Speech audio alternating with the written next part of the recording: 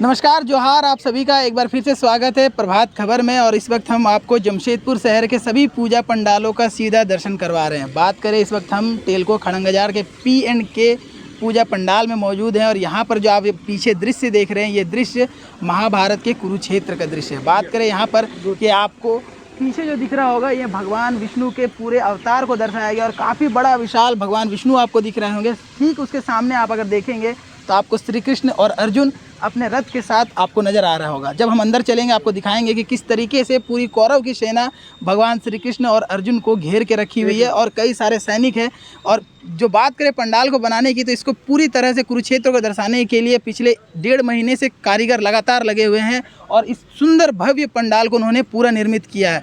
लोग जब यहाँ आ रहे हैं तो उसे देखने के बाद उन्हें ये महसूस हो रहा है कि पंडाल को काफ़ी जो है भव्य और सुंदर तरीके से बनाया गया, देखने में काफ़ी सुंदर है। वहीं हम बात करेंगे, ठीक गेट के सामने भगवान भोलेनाथ का एक सुंदर सा प्रतिमा लगाया गया, जिस प्रतिमा को देखने के बाद लोगों को काफ़ी और अंदर से हतोत्साहित हो रहा है। लोग आ रहे हैं, इसे देख रहे हैं और जब उनसे बात किए तो हमें पता चला कि उन्हें काफ़ी सुंदर लगा। बात करें जमशेदपुर के टॉप पंडालों में, तो ये पंडाल उसी पंडालों में आता है क्योंकि पिछले साल यहाँ पर केदारनाथ बनाया गया था, जो भी पूरे प्लाई से, यानी कि बात करें कि केदारनाथ का जो साक्षात स्वरूप यहाँ पे दर्शाया गया था। इसी तरीके से टेलको में प्रत्येक वर्ष यहाँ पे कुछ ना कुछ विशेष बनाया जाता है, जो टेलको वासियों को, जमशेदपुर वासियों को निराश नहीं करती। हम चलते हैं अंदर और आपको मूर्ति के साथ साथ यहाँ के समिति के लोगों से बात करेंगे और आपको वो सारी जानकारी प्राप्त करेंगे। मैं अभिषेक कुमार श्रीवास्तव, P&K सार्वजनिक दुर्गा पूजा कमेटी के अनेक पैटर्न में से मैं भी एक हूँ।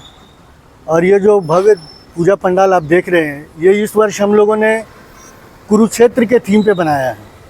अभी आप जैसे ये देख रहे हैं, जैसे ही आप हमारे पूजा पंडाल की ओर अग्रसर होंगे, सबसे पहले भगवान भोलेनाथ का ये मूर्ति यहाँ रखा हुआ है। हम लोग ये फील कर रहे हैं कि यहाँ रखने से ज़्यादातर भीड़ यहीं एकत्रित हो रही है लोगों की सेल्फी पॉइंट के लिए। यहाँ से अगर आप बढ़ते हैं आगे तो आपको भगवान विष्णु के अनेक रूप आपको दिख रहे हैं वहाँ पे। और बिल्कुल आपके सामने आपको दिख रहा है अर्जुन और श्री कृष्ण, जो कि रथ में उनके सारथी है, जिनको चारों तरफ से कौरवों की सेना ने घेर रखा है। और ये एक्चुअली चक्रव्यूह का जो बेसिक थीम था वो यही है कि हम देख रहे हैं इस चक्रव्यूह में अर्जुन फंसे हुए हैं और कहीं भी इस चक्रव्यूह के भीतर पांडव सेना का कोई भी उपस्थित नहीं है।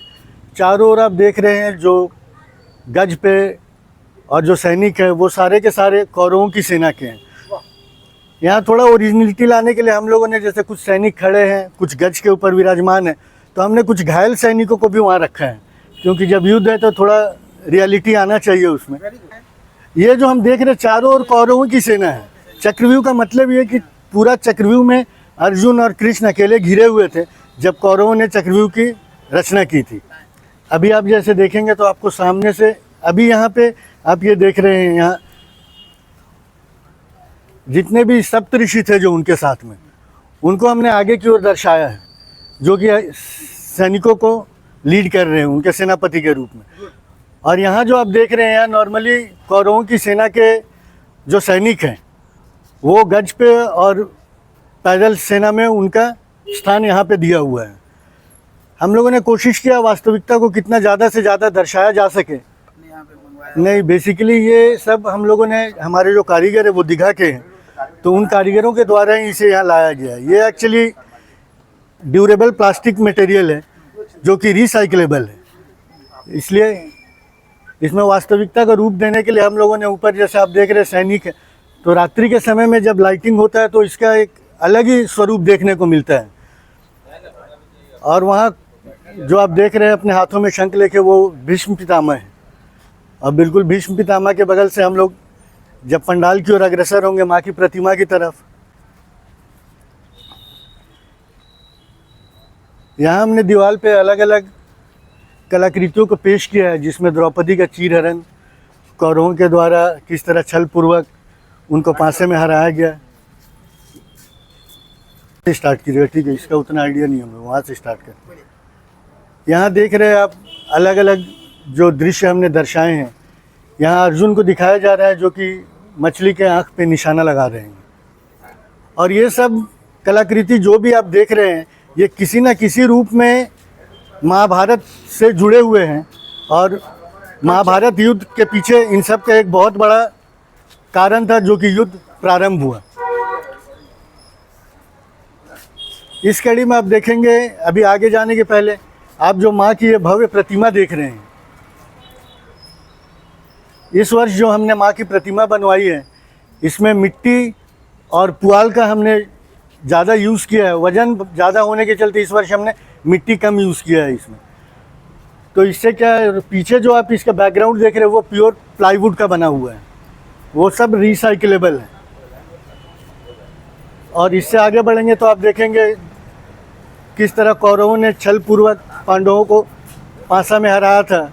शकुनी मामा वहाँ खुश होते हुए पासा में उनको हराने के बाद,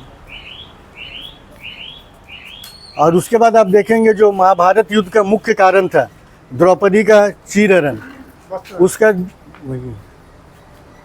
यहाँ हमने उसको दर्शाया है। और गांधारी वहाँ अपने कौरव पुत्रों के साथ में, धृतराष्ट्र भी वहाँ उपस्थित है। को बनाने में सबसे बड़ा सहयोग हमारे पूजा कमेटी के चेयरमैन श्री शशि शेखर जी, हमारे प्रेसिडेंट मुकेश राय, वाइस प्रेसिडेंट भिकू मातो, सचिव अनिल कुमार, और इसके साथ साथ हमारे जो पंडाल के निर्माता हैं मेदिनीपुर और दीघा से आए हुए कारीगर शर्मा लाइट एंड साउंड, इन सब का हम लोगों को अहम योगदान मिला, सहयोग मिला, जिसके चलते हम लोग इस भव्य पूजा को सफलतापूर्वक आयोजन करने में सफल रहे हैं। ये पूजा पीएनके कमेटी का पूजा है। 1972 से ये चालू हुआ और अभी तक ये हमारे बरकरार है।